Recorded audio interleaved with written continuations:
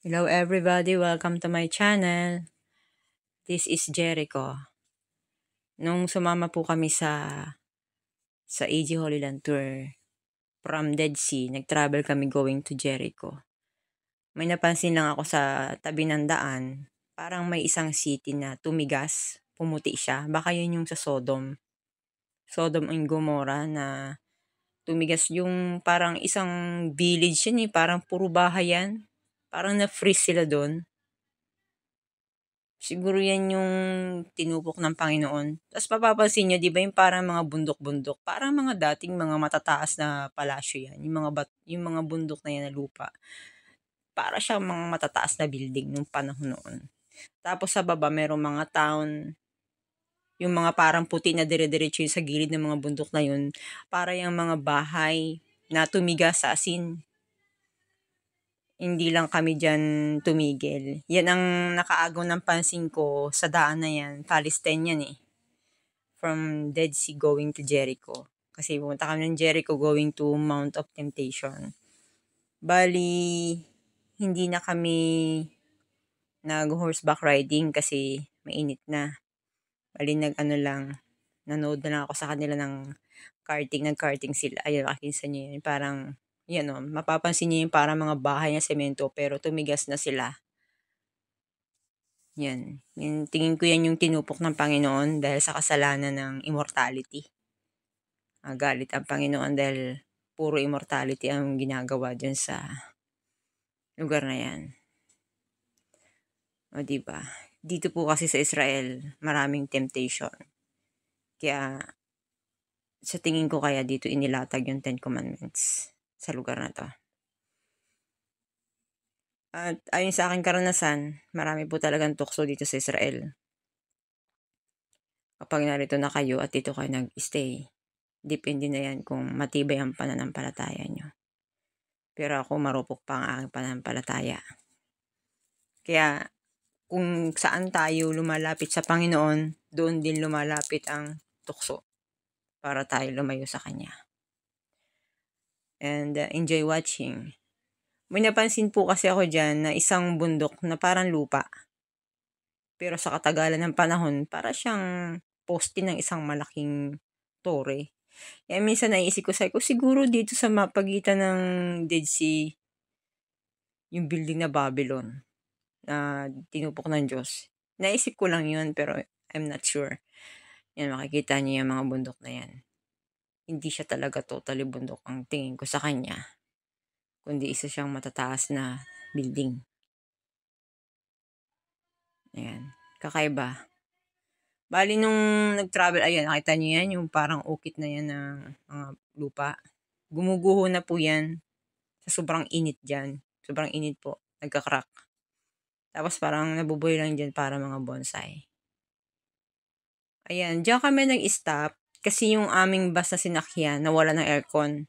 Lahat kami parang nasusuffocate na sa loob, lumabas lahat ng pawis namin. Bali yung driver, nag-iisip pa kung saan titigil. Siguro kasi delikado doon tumigil sa boundary ng Palestine. Bali ang nangyari doon, in-stop muna kasi may nahimatay na isa dahil wala nang hangin sa loob. Lahat kami manghihina na Alam niyo po ba yung parang, kumbaga sa isang terrorist, yung mga pasahero, yun ang feeling ko pasahero papatayin dahil walang hangin na sa loob, wala na aircon kasi sobrang init. Tumigil kami sa lugar na yan. Hindi naman po kasi inaasahan yun Tapos nagpicturan. Tumigil kami dyan, boundary ng Palestine. Bali, ang ginawa ng driver, pag alis namin, yung taas sa bubong ng bus, binuksan yun. Kasi nasira yung aircon. Yan, tapos travel na kami going to Mount of Temptation. Going to Jericho. Yung palang Jericho, yan, lugar ng Palestine. Kasi sa mga Palestine, welcome ang mga Pilipino. Pag may naligaw sa kanilang J or Jewish, delikado. Kaya lugar-lugar lang. Pero kapag sila naman ang naligaw sa Israel, dito sa Jewish area, hindi naman sila depende yun. Pero sila apakadelikado ng buhay nila. Tinututukan daw sila ng patalim. Yun, para din sa mga pupunta dito sa Israel, Yun ang ginagawa namin para makatipid imbis na magsarili kaming biyahe na mamasyal sa iba-ibang lugar. Maganda yung nasama sa tour kasi at least may sarili ng bus. Dumaan kami diyan sa bilihan ng mga souvenir. Hindi ako bumili diyan kasi sa Jericho po kasi dollar ang usapan, hindi Israel money. Dollar ang presyo. May nagustuhan nga ako diyan, tinanong ko yung lalaki, sabi niya, papayuhan kita. Ay kung paano, saan po makakabili niyan? Yan yung bagay na yan, gusto ko yan. Nagkakahalaga yun ng dollar parang 300 shekel yata yan. Pag sa, convert. Sabi niya, wag niya daw akong bumili doon, yun ang advice niya. Sa Jerusalem daw ako bumili. Totoo, mas mura doon. Kasi sa Jericho po, dollar ang usapan po ng mga bilihin doon. Kaya kung bibili kayo ng souvenir, wag sa Jericho. Sa Jerusalem kayo mamili. Yan. Kaigihan nga lang. Bali, pinatikim kami dyan ng pinakamatamis na dates. Diyan daw sa Jericho matatagpuan ang the sweetest dates in the world. Free taste yun, binigyan kami. Kasi ikot-ikot lang kami dyan. Hindi ko alam, parang wala naman akong binili dyan sa lugar na yan. Tumingin lang ako. Kasi may mga bagay na katulad niyan. Gusto ko yan. Yan yung Ark of the Covenant. Yan yung Ark of the Covenant. Na nakalagay dyan yung 10 Commandments sa loob niyan. Yan. Ay, bali, tawag dito. Mabait yung Arab Palestine. Pinayuhan niya ako kasi kilala ang mga Pilipino. Parang may respeto din sila sa atin. Hindi naman tayo nila basta nakakapasok tayo sa mga lugar nila. Yun. Parang sa atin lang, boundary, pero may mga pusong busilak din naman sa kanila. Hindi lahat naman masama. Ayan. Diba? Meron din ako nakitang isang rose, Palestine rose. Rose daw yan ayan, kakaiba. Pinatuyo. Pan-display. Ayan. Tapos may mga, basta tinda kasi tourism area yan, kaya dollar yung price. Yun yung parang panghikayat nila. Sabi sa akin nung nagbabantay, you must understand me kasi ako worker lang ako dito, sinasahuran din ako. Kailangan namin gawin ito para yung kumita sila.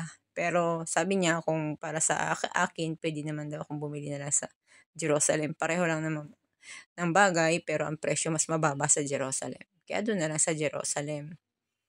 Yan, dyan sa lugar na yun maraming pumupuntang turista. Mga Chinese, most of Chinese, mga yan, sila yung mga nag-tour dyan. Hindi kami nakaakyat sa bundok na yan. May bakod po yan. Diyan sa baba niyan, may mga taniman ng saging. Maganda po talaga ang saging kasi may water content ang saging para hindi mag-dry yung lupa. Nakakatulong yan para magkaroon ng tubig ang lupa. May ginagawa yan sa gitna ng bundok na yan. Siguro yung under construction po yan. Siguro pag naayos na yan, parang style na Great Wall of China. Yung design niya, pwede sigurong masyal. Ayan saging yan. Diba? Sa Jericho, may mga tanim na saging dyan sa Mount of Temptation sa loob, sa baba. Diba? Namangha ako. Kaya isip ko nga, sabi ko, tama tatay ko Talagang banana, leaf water. Ayan po yun Parang Great Wall of China, pero hindi pa po yan tapos. Bali may zipline yan Pwede siguro pumunta pero hindi ko alam kung paano. Kasi sa susunod na lang siguro, sa mga susunod kung luluubin ng Panginoon na ma-extend pa kami or makayanan pa namin yung trabahong iniaatang sa amin. Ayan. Yung lalaki, yung Pinoy, sumakay siya dyan. Una, babae, itinumba yung babae, yung lalaki sumakay sa camel. May bayad dyan. Hindi ko alam, dollar din yata usapan yan Mahal ang bayad dyan. Pag-worth of 50 shekel. Basta dollar ang binayaran niya. Sumakay siya sa camel. Kung gusto niyo mag-enjoy, may nag-aalalay naman. Mataas po yung camel. Dubling taas po sa kabayo. Diba? Marami kaming nararating kasi kahit pa mayroon po kayong download ng movie, iba pa rin po talaga yung kasama kayo sa group kasi may mga stranger. Tulad ko, mabilis akong lapitan ng stranger napapagkamalan akong Chinese. Kaya bagay sa akin sumama sa tour. Kanina nga lang lumabas na ako dun sa ngayon Shabat, lumabas lang ako. May lumapit na agad sa akin, Jay. Gusto niya akong yayain mag-inom. Sabi ko, no. May mga tattoo siya. May itsura siya. Pero kung maaakit ka, mapapahama ka. Ayan, tingnan niya yan. Diba? Para siyang, tumigas. Pinatigas ng asin. Yung mga puti-puti na yan. Kakaiba. Mahiwaga ang Israel. Shoutout po pala sa PUE, sa DMW.